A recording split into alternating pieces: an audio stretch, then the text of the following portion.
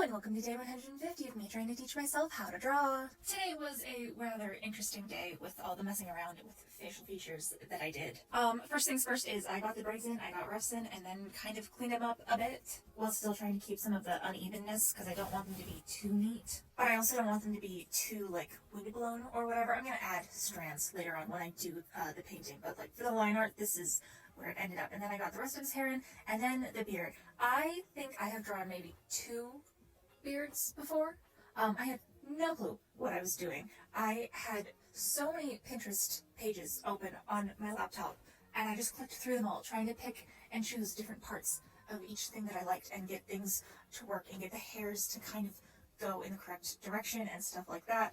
And I messed with things a little bit, and it was really fun to kind of see him go from baby face to like full on beard, because I also, after this, I added in a couple of crow's feet and just evened out the wrinkles on his face because he is like older, like I think 50s, 60s-ish. I've come to the conclusion that there are plenty of well-seasoned orcs out there, but everyone always forgets the salt and pepper, and we need more of it.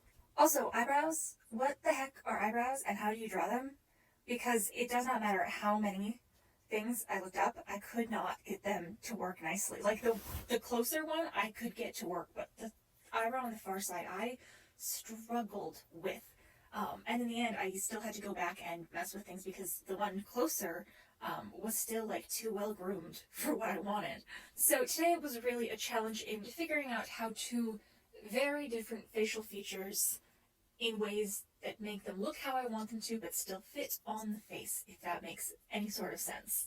And then after that, I got into resizing his torso, because, like, the very beginning, I got a rough in of his torso, because this is, like, a waist-up type of deal. I did have to measure things out. I didn't want things to be, like, a perfect 8-head method, but his head was not the right size, and I could not figure it out, so I did some measuring and then got things, you know, positioned kind of where I wanted them, and that's kind of how I left it. And I'm just going to make this little thing I made into a stamp or a brush or whatever, so I can just plop it in and just kind of have that easy measurement for reference whenever I need.